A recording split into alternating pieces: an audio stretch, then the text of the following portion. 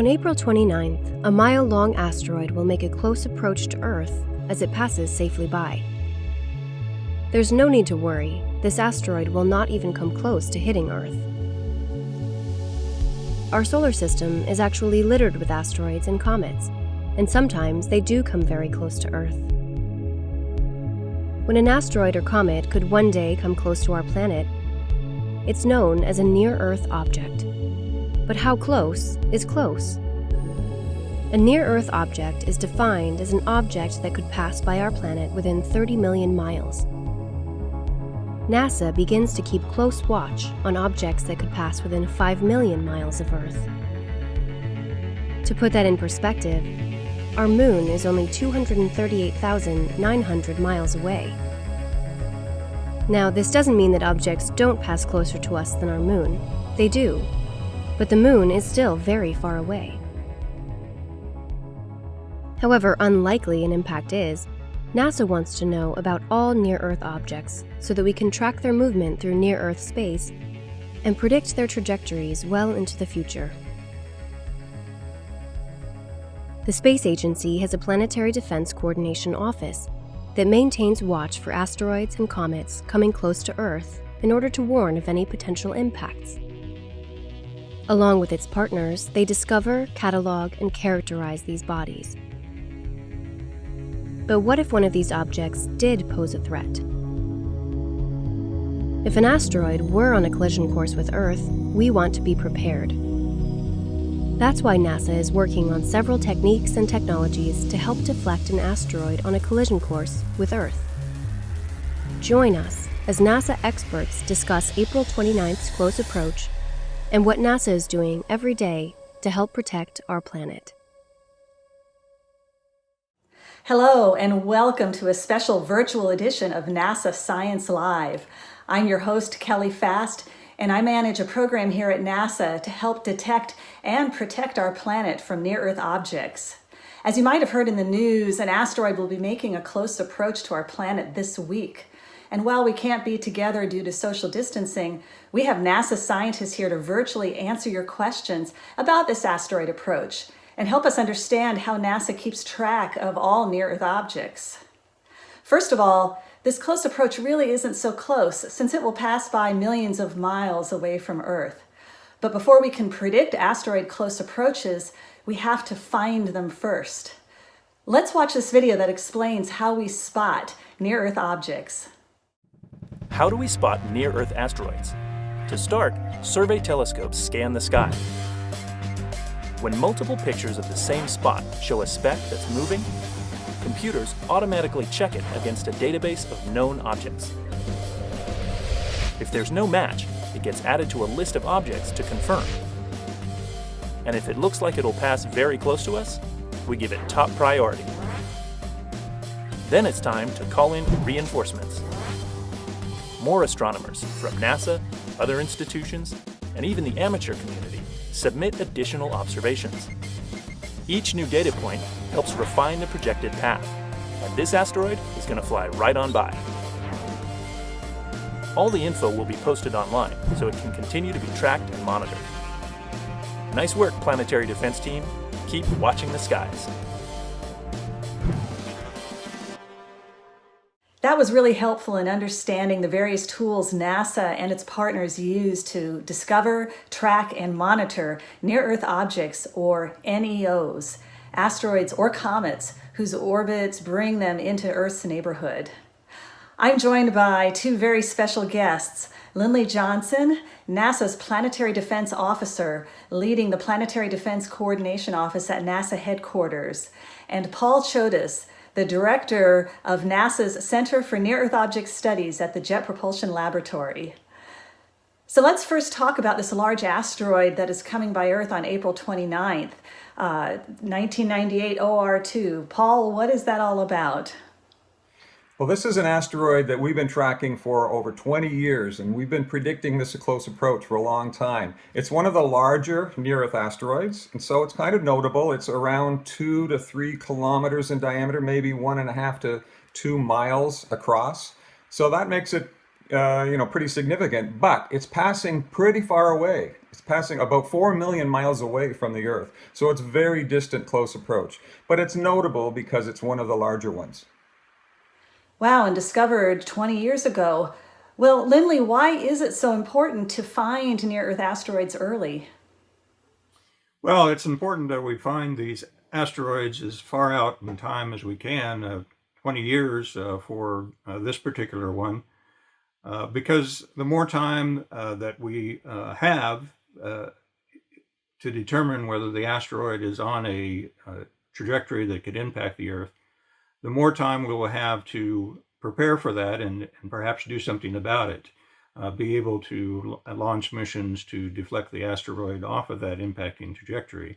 We have to find them early as we can, so that we've got the time to select the right option and do the right mitigation measures to prevent the impact, if at all possible.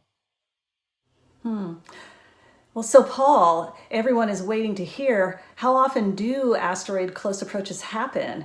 Are they something to worry about? No, they happen almost every day because there are just so many near-Earth asteroids. But the vast majority of them are really far away, so they're not that close in human terms. For astronomers, they may be, close. 1 million miles is pretty close for an astronomer. But and there are a lot of small asteroids. I mean, really tiny asteroids, which can pass like inside the moon's orbit and come pretty close. But these ones are so tiny, even if they were headed for the Earth, which they're not, they would burn up in the atmosphere. So there's these two, categories. Most of them are really distant, close approaches. They're not that close at all. And then there's a whole bunch of really, really small ones that we're tracking that are really not hazardous to the Earth if they should happen to hit the Earth. Well, Paul, often people see articles online claiming there's an asteroid headed for Earth, and at the very end, most usually admit there's no threat of an impact. But what can someone do if they hear about a close approach in the news and they want to find out for themselves? Well, the first thing you should know is that we've been tracking most of these asteroids for a long time, especially the big ones. And so we really know their trajectories accurately. These stories you hear on the web, a lot of them seem to imply, there's some kind of threat or uncertainty that, the asteroid could hit the Earth. And that's just not true. We know the path really accurately. At CNEOS, we have a website. And so people can go to our website and get the table of all the close approaches, and you can sort them by date, let's say, and you can see which asteroids. You can see their names. You can see how close they're coming, how far they're coming, and how big the asteroids are.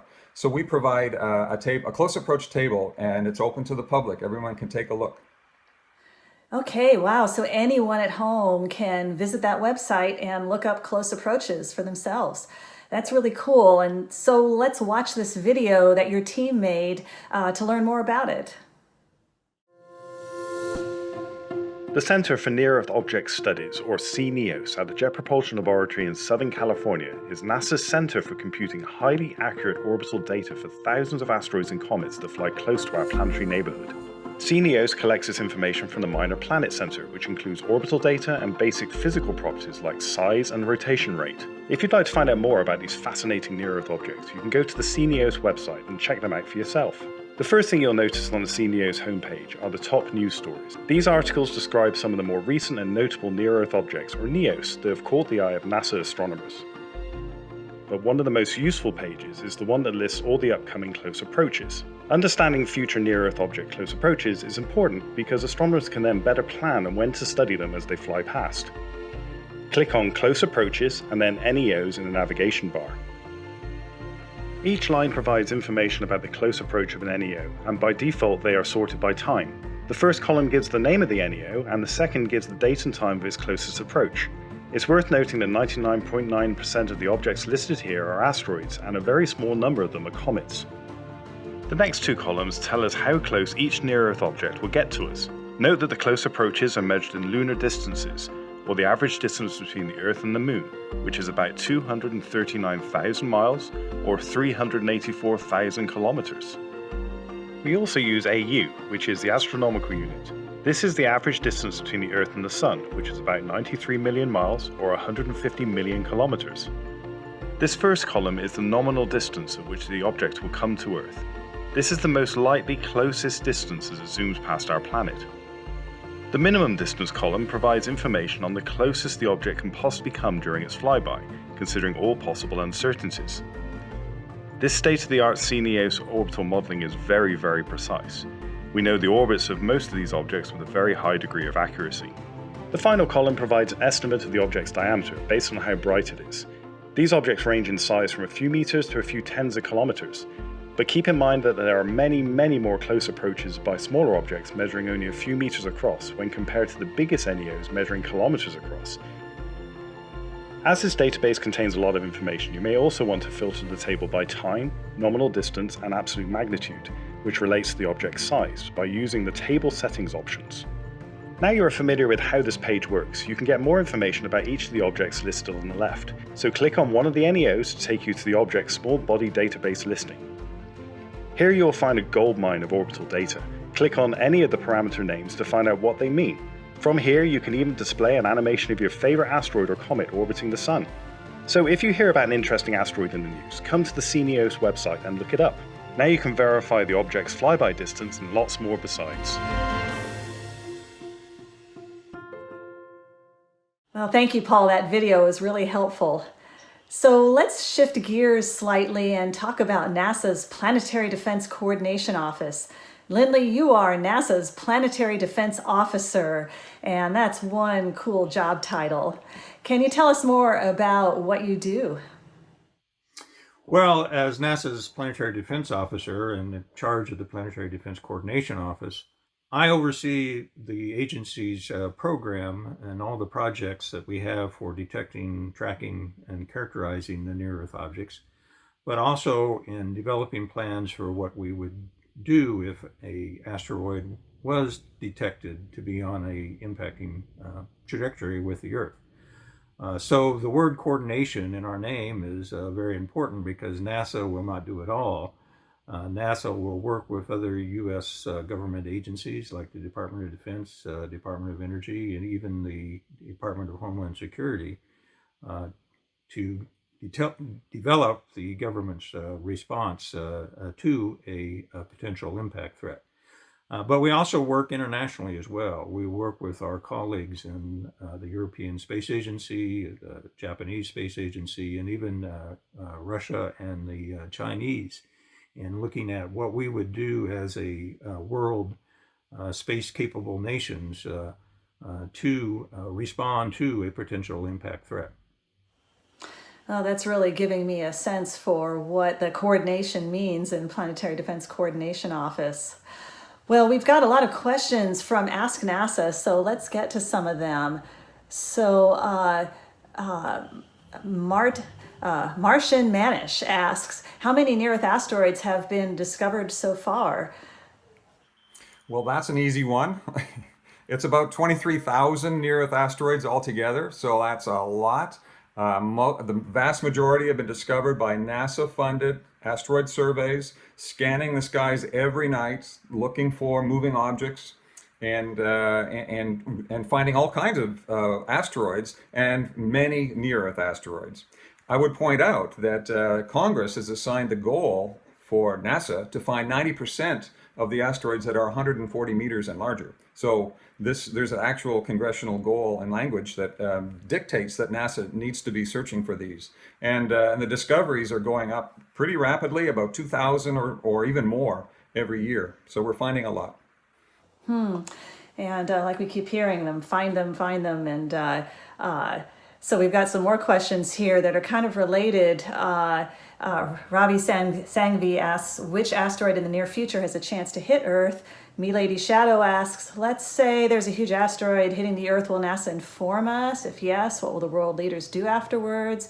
And Patty Zenos asks, hey NASA, how far in the future can you predict an asteroid which will collide with the Earth?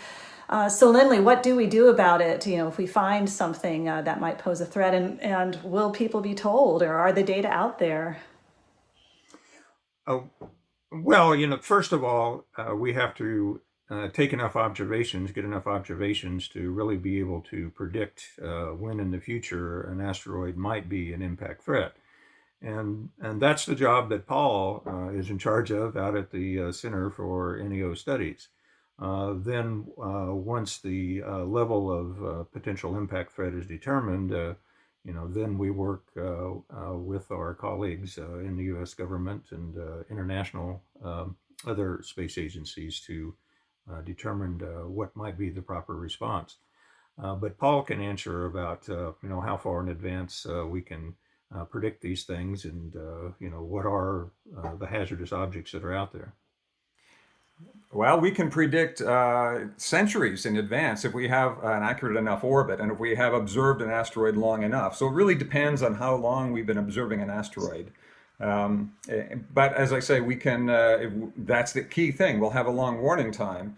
Now, asteroid Bennu, the one that the OSIRIS-REx spacecraft is at, is one of the more hazardous asteroids, but it's like for 200 years into the future. So we have a lot of time to study that asteroid and improve the orbit of Bennu. But the chance of even Bennu hitting the Earth are really, really small. 1 in 10,000 or so. Apophis is another asteroid that in the distant future, maybe within many decades, there's a small, tiny chance that it could hit the Earth. But again, as we continue to observe those asteroids, we'll probably be able to eliminate even these tiny little chances, 1 in 10,000, 1 in 60,000 chances of hitting the Earth. So, and as I say, they're in the distant future. There are no asteroids which have any significant chance of hitting the Earth that are of any significant size. There are none on our list. And that's the whole point. None on the list, none that we actually know of, which is why we keep getting back to we've got to find them first. But you mentioned Apophis. Oh, go ahead, Lindley. Well, let me just point out that impact of the Earth by an asteroid large enough to do damage at the surface is an extremely rare event. But it's an inevitable event. We know that there are thousands of near-Earth asteroids out there. There are thousands more that we don't know about, and that's why we need to continue this program for detection and tracking of the near-Earth object population to determine where and when the next significant impact could occur.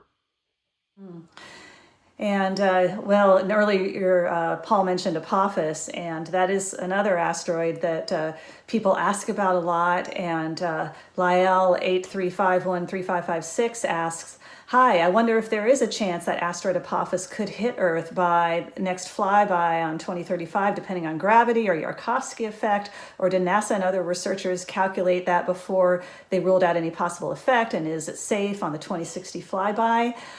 Can you tell us something more about Apophis and what people should expect? I can address that one. Yeah. Apophis will come really, really close in the year 2029. So that's coming up, less than 9 years from now on April the 13th. And we know that it will miss the Earth. We know its orbit so well that we know its orbit within a few miles as it goes by the Earth then.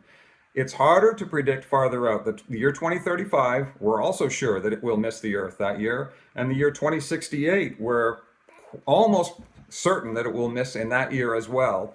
But it will come close, and we don't know exactly how close. So projecting the asteroid orbit that far in advance, many decades, especially when it is passing repeatedly by the Earth, is a difficult problem. But we can see no chance of it hitting the Earth for many, many, many decades.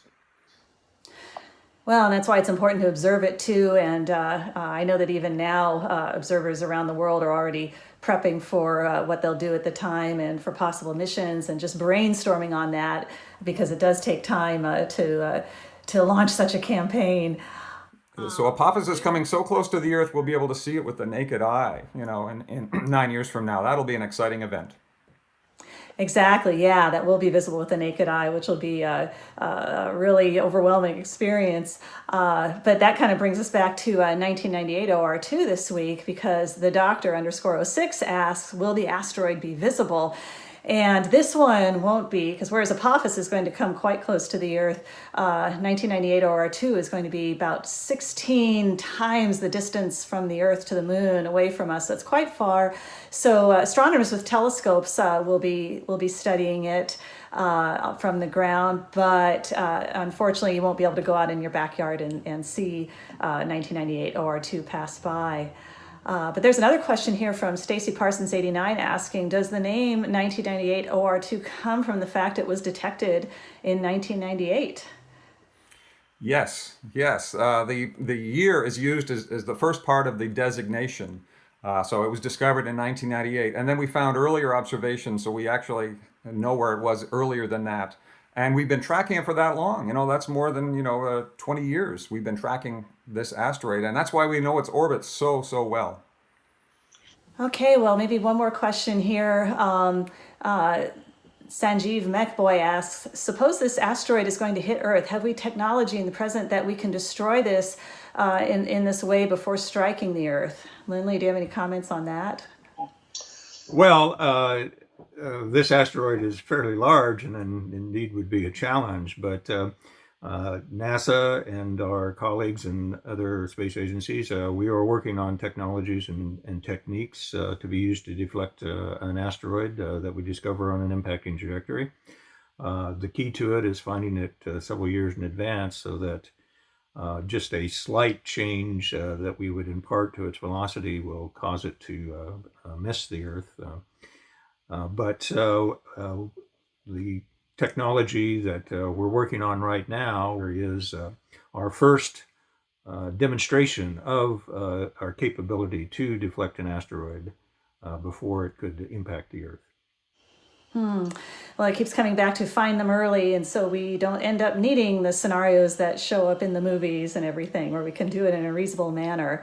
And you all have some really great questions. Keep sending them in. Some of the questions we're getting are asking what NASA would do if there was a threat of an asteroid impact. And there is an exciting mission that NASA is developing to test an asteroid deflection technique in case we are ever faced with an asteroid that could impact Earth in the future. So let's take a look. DART is the double asteroid redirection test. The Earth is hit by asteroids and pieces of asteroids all the time. Every year or so, we get hit by things maybe the size of a table. The kind of object that DART is going to visit is an object that's about the size of the Washington Monument. Those kinds of objects hit us every few thousand years, and they would cause severe damage on a regional scale.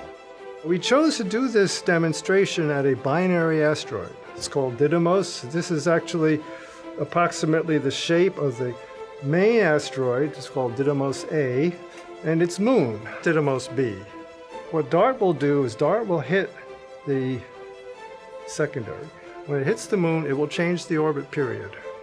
And when it changes the orbit period, it affects the timing of when the moon moves in front of or behind the primary. Mostly what we're looking to do is change the speed of the incoming object by maybe a centimeter per second or so. So that's not very fast, but if you do it enough seconds in advance, you can cause it to miss the Earth entirely. So we just heard about DART, which seems like a really cool mission, almost like sci-fi.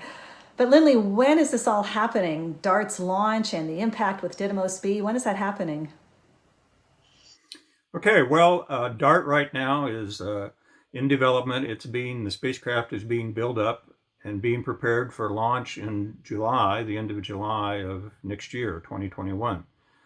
It will then cruise to the asteroid for about a year and a half, not quite, 14 months or so.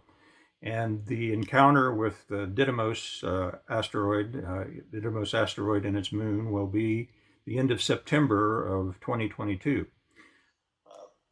Well, everything seems really well timed. Everything seems precisely timed. Why Didymos? We're hearing about how there's all these asteroids out there. Why Didymos? Well, when we're encountering asteroids, everything does have to be precisely timed. We have to catch them at the appropriate time when they come close to the Earth. In this case, Didymos, nature has provided us this perfect opportunity almost to test the kinetic impactor technique for changing the orbit of an asteroid. Didymos is what we call a binary asteroid. The primary asteroid is about half a mile across, and it has a small moon, which is about the size of a football stadium, 160 meters or so in size. The DART impactor will impact the moon of Didymos and change the moon's orbit about the primary. This is a test, a demonstration of this capability, but we're doing it in a safe manner in that we'll only be changing the orbit of the moon and not the orbit of the asteroid around the sun, so we don't increase the hazard to the Earth from this particular asteroid by doing this test. So nature's provided us a very good test opportunity for the kinetic impactor. At the time of the encounter, Didymos will be about 8 million miles away from the Earth.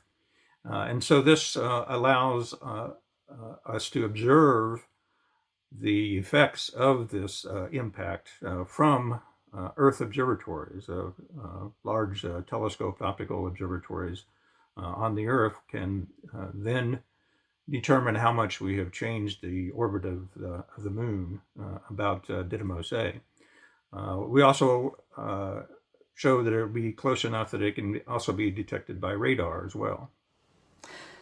Well, it's nice that nature's giving us this opportunity to test such a mission, and hopefully we never need it. But Paul, how far in advance would we need to detect a threat in order for a deflection mission like DART to do its job successfully if we ever needed that?